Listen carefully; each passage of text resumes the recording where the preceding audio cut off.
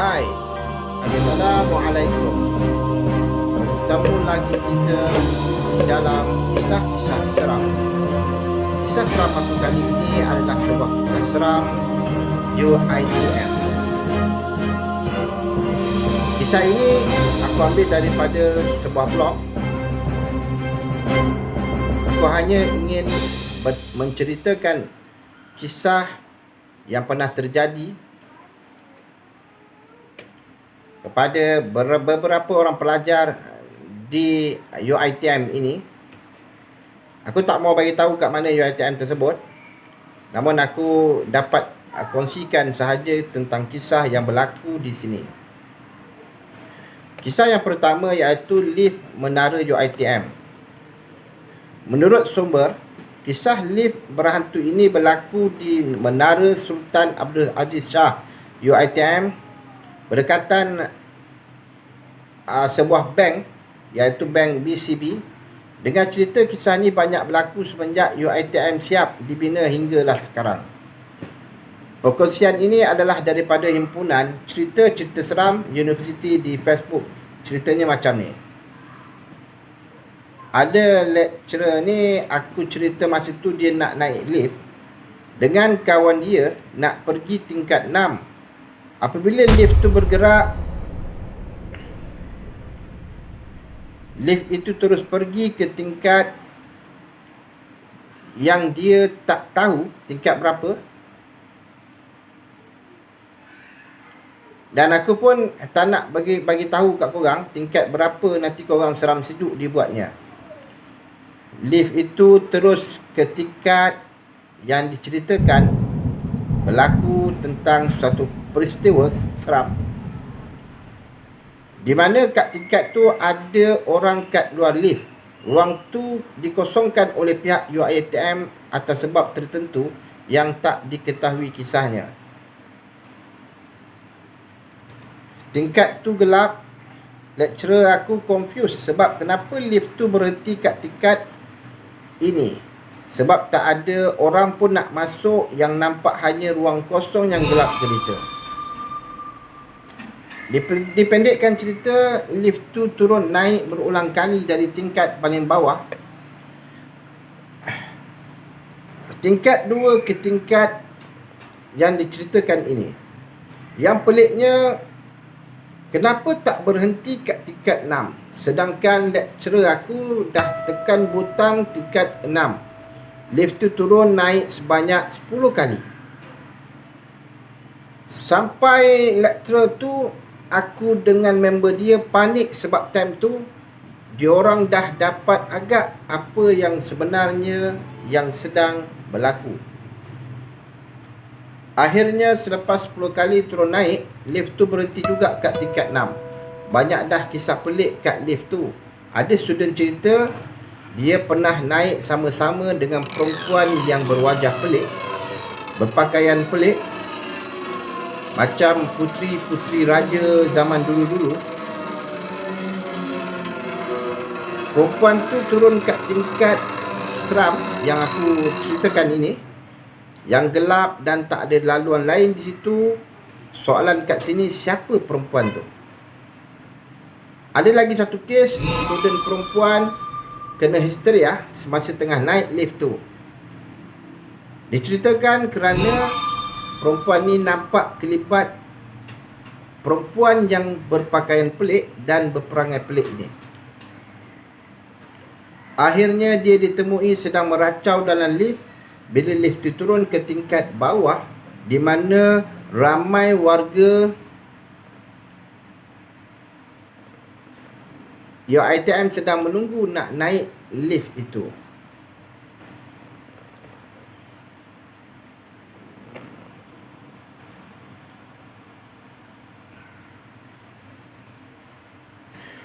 Kisah yang kedua iaitu Melati. Melati ini dikatakan memang popular dalam kalangan pelajar UITM Sabah. Dia masih lagi menjadi penghuni tetap di kawasan asrama dekat sana. Nama hantu ni iaitu hantu melati. Mungkin korang pernah dengar. Menurut sumber, tapak UiTM Sabah ni adalah kawasan perkampungan jin suatu ketika dulu. Biasanya kawasan jin ni adalah kawasan hutan ataupun kawasan perbukitan ataupun kawasan perairan. Pihak UiTM ni dia telah membuat satu perjanjian dengan jin yang berada di sana, di tempat kawasan tu, sebelum UiTM ni dibina. Namun apabila UiTM boleh dibina di tempat tersebut dengan 3 syarat yang mesti dipatuhi dan dia tidak boleh dilanggar. Senang cerita, 3 syarat ni adalah diorang buat di kawasan kampus. Kalau tidak, penghuni UiTM akan dapat balasan. Macam mana kisah melati ni wujud? Baca perkongsian di bawah. Okay, anda boleh dengar cerita ni. Menurut senior-senior yang terdahulu, melati ni merupakan roh pelajar perempuan yang telah membunuh diri dengan menggantungkan dirinya. Seram. Tapi ada juga yang cakap melati potong urat nadi tangannya dan bersembunyi di dalam almari supaya tidak diketahui oleh sesiapa. Macam-macam versi diceritakan tentang cara melati ni bunuh diri. Tapi realitinya dia tetap mati dan menjadi roh yang mengganggu setiap pelajar di asrama UiTM Sabah ni.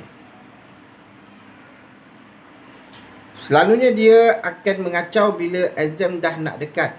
Dulu pelajar perempuan pernah tinggal di Blok B, disebutkan sebuah cerita, dan Blok C. Tapi sejak peristiwa histeria yang berlaku, banyak kali semua pelajar perempuan dipindahkan ke Blok D, E, F dan lelaki pula ke Blok B dan C. Ada satu kisah ni, iaitu ada seorang pelajar. Masa tu dah nak dekat exam, jadi dia ni ada seorang pelajar yang rajin. Masa tu kuatlah study keseorangan diri,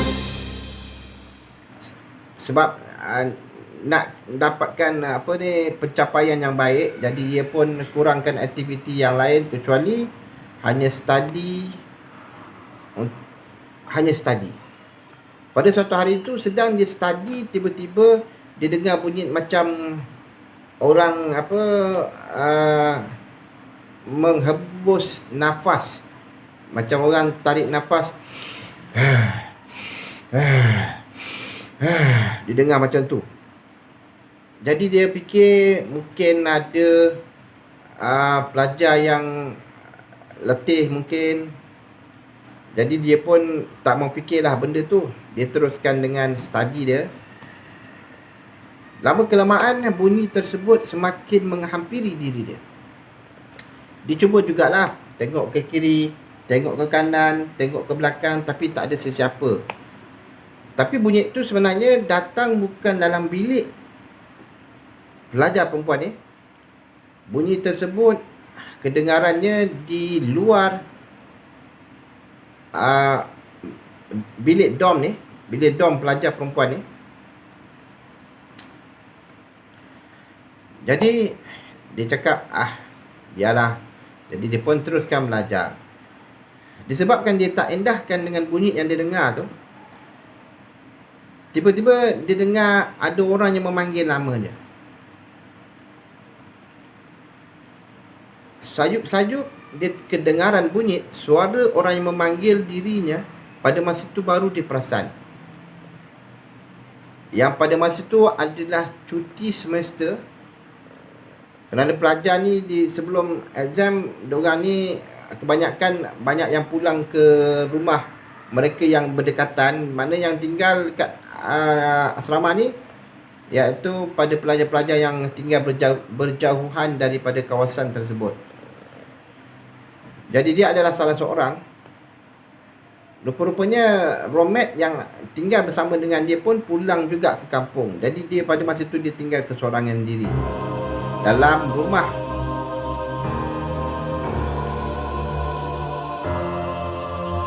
Lama kelamaan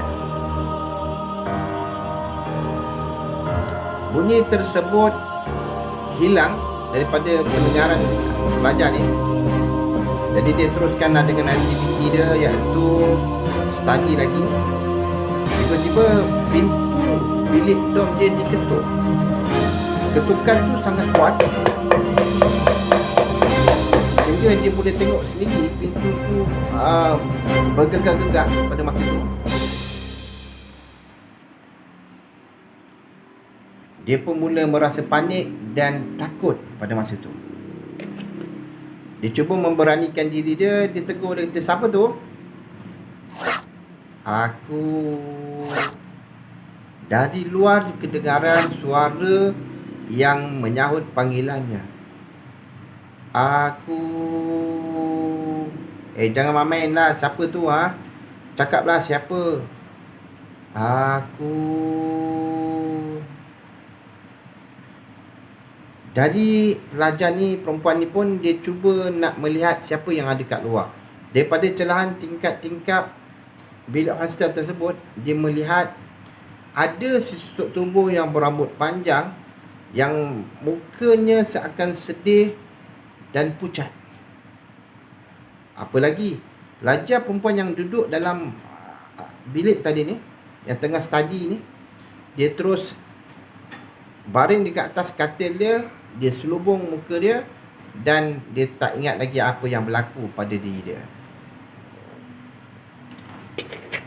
Cerita yang seterusnya selepas tu, setiap tandas di blok B dan C ni, ni tentang cerita yang ada dekat blok B, okay, dan juga blok C. Setiap tandas yang ada kat dalam tu semuanya mempunyai cermin kerana telah tidak mempunyai cermin, okay, kerana telah dicabut oleh pihak asrama. Menurut mereka, ada pelajar lelaki ternampak bayangan perempuan melalui cermin tandas. Setelah diperiksa berulang kali, mereka tidak menemui seorang perempuan pun. Jadi kita cuma akan nampak melati melalui cermin. Ada cermin atau tak, dia tetap ada kat situ. Kisah yang kedua pula, iaitu dengan kisah penampakan yang dilihat oleh seorang pelajar lelaki. Pada masa itu, pelajar lelaki ni dia tinggal dekat blok melati ni lah, okay. Dia tinggal keseorangan diri di tingkat yang paling atas sekali, iaitu tingkat 3. Dan tingkat 3 tu memang tak ada orang lain kecuali diri dia saja. Dan dia juga terkena gangguan yang sama seperti pelajar perempuan. Sebelum tu, asrama melati ni adalah asrama untuk pelajar perempuan. Tapi disebabkan banyak gangguan yang berlaku lah, akhirnya asrama ni pernah dikosongkan dan tidak berpenghuni beberapa tahun juga. Tapi setelah dibersihkan, dan akhirnya asrama ni dijadikan untuk pelajar lelaki pula.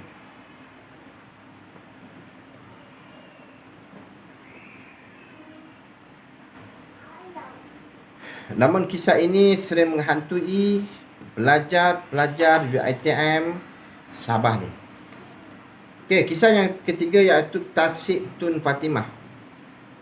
Siapa je yang nak tahu ataupun yang tak tahu tentang Tasik Tun Fatimah, spot paling famous dalam kalangan student dekat UiTM Lendu, Melaka. Macam-macam kisah yang berlaku dekat Tasik ni. Salah satunya adalah cerita yang akan dikongsikan kepada anda, iaitu daripada seorang bekas pelajar yang bernama Pika.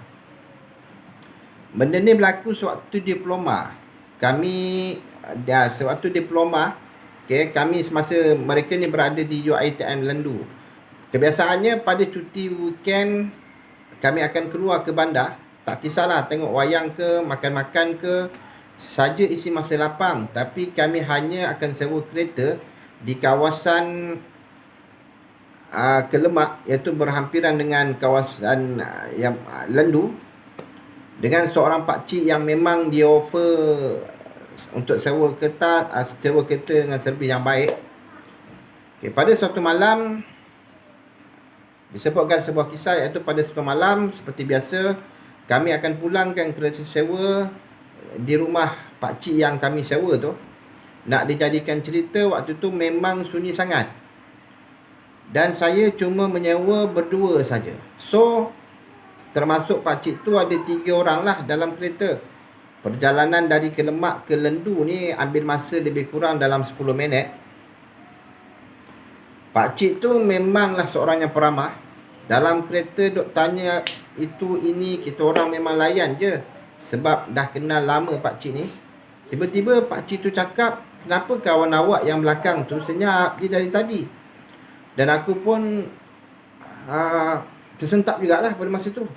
Siapa pula dia nampak ni? Aku tanya, siapa pakcik? Pakcik tu jawab, kat sebelah kamu tu duk senyap je dari tadi. Tak suka ke kat pakcik bercakap je ni? Dia tunduk pula, kata pakcik tu kepada aku.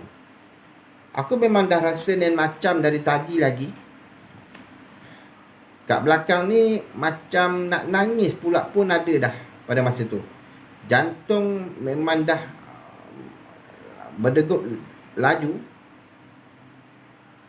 Dengan rasa meremang sebab memang sunyi kawasan tu. Dan ada satu kereta je kadang-kadang yang lalu dekat kawasan tu. Kawan aku kat depan dah macam batu. Sebab dia cakap dia rasa something. Dalam hati aku fikir, apa nak menapak lagi dari gate sampai hostel, kena lalu Tasik Tun Fatimah pula tu lagi. Macam mana ni? Tasik ni pula memang popular dengan ceritanya tersendiri. Pakcik siap pesan, lepas drop off kawan kamu tu okey tak? Aku diam je, cakap terima kasih. Dan nak tak nak memang kena redah bangunan lama UiTM, Tasik, masjid, sampailah hostel aku, Tun Senaja. Kaki memang dah jalan laju habis. Memang dah tak fikir apa-apa. Cuma yang aku fikir pada masa tu iaitu perasaan takut. Sebelum aku sampai dekat jambatan kat Tasik tu, kita orang ni kena pass by satu pokok kabu yang tinggi. Aku memang tak pandang, tapi aku tahu pokok tu wujud kat situ. Aku dengan member, aku jalan laju-laju. Lepas tu tahu apa aku dengar. Aku dengar entah dari mana suara lembut sayu nama aku dengan kawan aku berulang-ulang dipanggil. Nina, Nina, dari mana tu? Mailah singgah dulu. Aku seorang ni. Aku nak lari tapi takut sampai tak tahu nak buat apa. Kawan aku pun jalan laju je. Semacam sebab aku dan dia pun bila dengar benda yang sama. Sampai aku tegur member tu, tak ada apa, jawab kawan aku. Sampai dia bilik berpeluh-peluh kita orang ni. Kita orang mandi, solat dan terus tidur. Esokkan harinya aku ceritalah kat member-member aku. Besoknya sebab terlalu takut, pengajarannya jangan keluar sampai lewat malam, nanti ada yang ikut balik. Itulah kisah seram yang terjadi kepada 2 orang pelajar. Okey. Aku pun tak perlu nak huraikan lagi sebab korang pun dah dengar cerita ni. Dan aku akan teruskan kisah yang keempat, iaitu misteri UiTM Puncak Alam. UiTM Puncak Alam juga terkenal dengan kisah seramnya yang tersendiri. Kisah yang bakal dikongsikan ini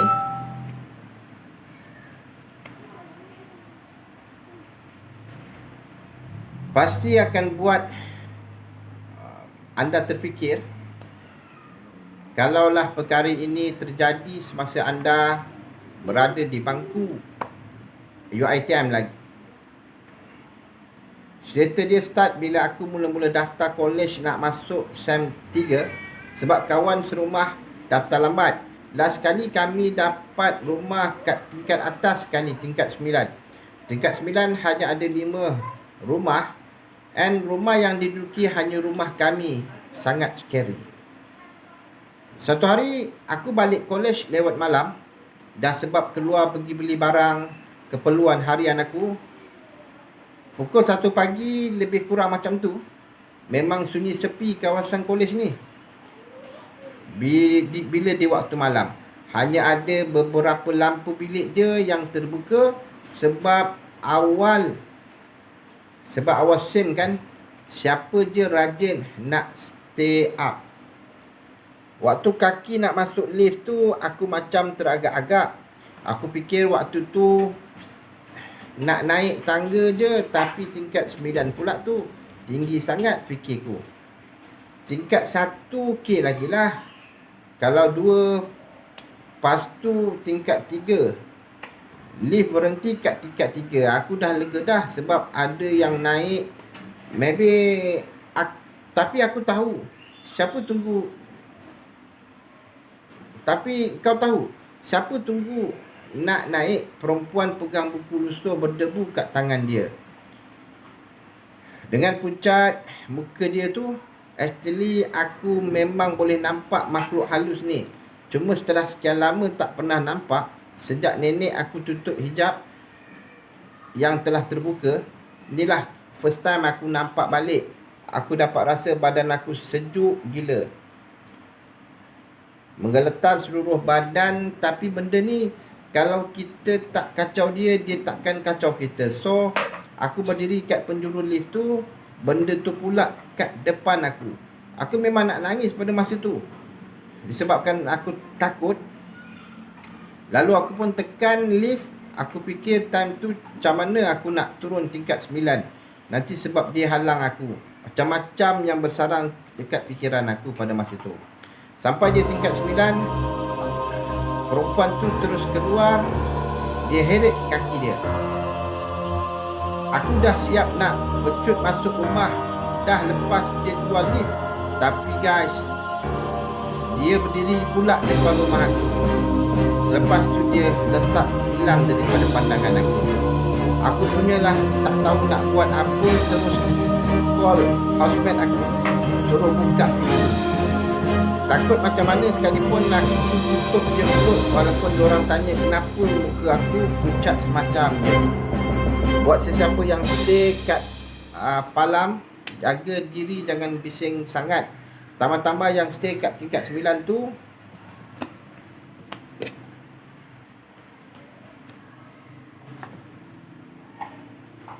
kisah ni tak lama sangat. Tak kisah korang blog ke ataupun korang fikir apa, tapi ia hanya sekadar cerita daripada pengalaman yang terjadi kepada seorang pelajar dekat UiTM ni.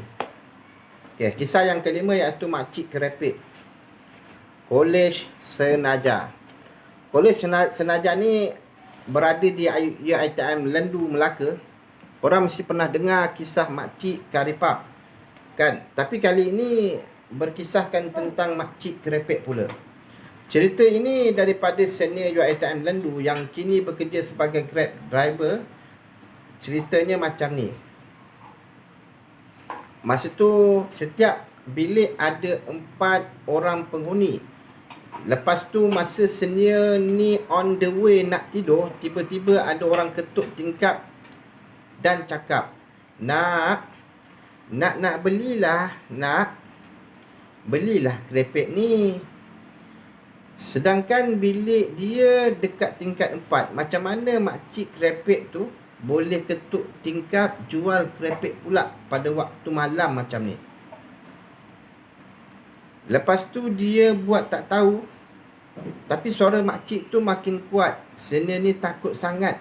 Dia pun turun dekat katil member dia. Selepas Makcik Kerepek ketuk lagi tingkap tu, akhirnya satu bilik dengar suara dia. Sampai sekarang misteri Makcik Kerepek masih belum selesai. Dan semua orang tak tahu siapa sebenarnya Makcik Kerepek tersebut. Yang lebih menyeramkan, bagaimana Makcik Kerepek tu boleh ketuk tingkap yang berada di bahagian belakang, sedangkan bahagian belakang tu memang tak ada koridor ataupun tak ada tempat untuk nak pijak kaki. Tapi macam mana makcik tu boleh ketuk tingkap tu? Kecuali yang boleh buat pekerjaan macam tu ialah Spiderman, Superman. Mungkin itu boleh terjadi. Tapi Spiderman dengan Superman memang tak pernah wujud. Dan itulah kisah seram dan pengalaman tentang makcik The Bebek.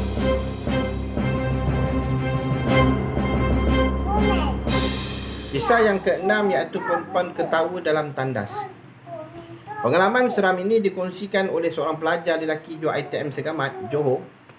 Amaran jangan ke tandas sorang-sorang kalau iman tak kuat.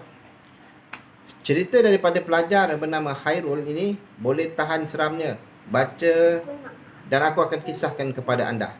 Aku merupakan pelajar lelaki yang menetap di kolej perempuan kerana kolej lelaki untuk kami duduki sedang menjalani penambahbaikan perabot. Jadi kolej itu dijadikan tempat menetap sementara buat kami pelajar lelaki.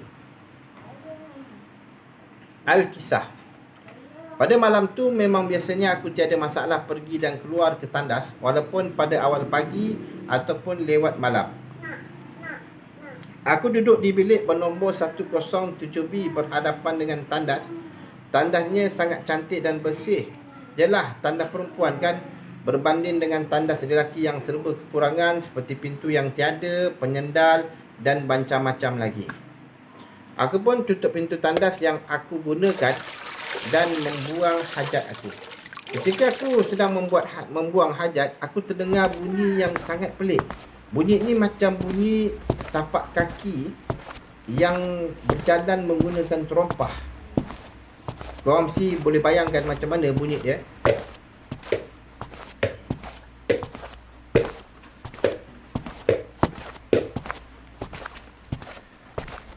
Dan tiba-tiba aku terdengar pula suara wanita ketawa. Pada masa tu, jangan katalah, memang meremanglah. Pula tu aku duduk sorang-sorang kat dalam tandas perempuan tu tengah malam pula tu. Rasa macam nak ulang balik. Masa tak nak pergi tandas sorang-sorang. Masa pun berfikir sejenak. Tadi di tandas hujung memang macam ada bunyi sikit. Tak tahulah apa kat situ. Aku fikir rakanku yang permainkan aku. Makin lama suara ketawa tu makin mengilai-ilai. Rasa macam nak pingsan. Setahu aku dekat asrama ni tak ada pelajar perempuan kecuali pelajar lelaki je. Tapi suara yang aku dengar ngilai ketawa tu ialah suara daripada suara seorang perempuan. Aku pun dengan tak sempat buka air, aku terus lari lintah pukang masuk bilik aku di depan tandas. Pada masa tu aku fikir, kalau aku terus diganggu mau aku pensan dekat situ juga. Tapi aku kuatkan semangat aku lari dan aku buka pintu tandas. Aku pun terus lari macam tak ada apa-apa yang berlaku. Aku tak tengok kiri, aku tak tengok kanan sebab aku dah tak tahu. Kalau aku tengok mesti ada yang lagi takut kan aku. Memang aku perasan macam ada benda perhatikan aku, tapi aku buat tak tahu je. Aku lari beberapa langkah terus ke bilik. Mana taknya ketawanya mula-mula biasa merdu, lepas tu berhenti kejap. Lepas tu ambil kau mengilai-ngilai kuat satu tandas tu. Sejak dari hari itu aku dah fobia nak pergi tandas sorang-sorang. Bila aku nak pergi tandas, aku akan mengajak kawan-kawan aku untuk teman aku. Kadang-kadang kawan-kawan aku ni pun berfikir juga, kenapa mesti kena teman? Sedangkan tandas tu dengan jarak bilik ni tak berapa jauh. Tapi aku sebenarnya aku tak ceritakan pengalaman yang aku alami. Mungkin kawan-kawan aku pun faham tentang apa yang terjadi kepada diri aku. Aku rasa cukuplah setakat tu saja perkongsian tentang cerita dan pengalaman seram yang berlaku kepada pelajar di UiTM ni. Dan ada lagi kisah-kisah yang lain, tapi aku rasa cukuplah setakat ni dulu pasal terlalu panjang. Apa-apa pun aku nak mengucapkan terima kasih kepada anda kerana sudi menonton atau mendengar cerita seram yang aku ceritakan kepada anda. Dan aku harap kepada anda supaya dapat subscribe, share, like dan juga komen. Jangan lupa tekan loceng supaya anda akan dapat cerita-cerita yang baru. Dan apa yang anda buat pada aku pada hari ini, aku mendoakan semoga anda mendapat kebaikan dan sentiasa di bawah lindungan Allah Subhanahu Wa Taala. Kerana ia hanya sekadar usian, iaitu cerita-cerita seram daripada pengalaman-pengalaman pelajar-pelajar UiTM yang menceritakan kepada aku. Okey. Apa pun aku nak ucapkan terima kasih dan Assalamualaikum. Jumpa lagi kita di dalam kisah-kisah seram yang akan menghantui diri anda. Bye.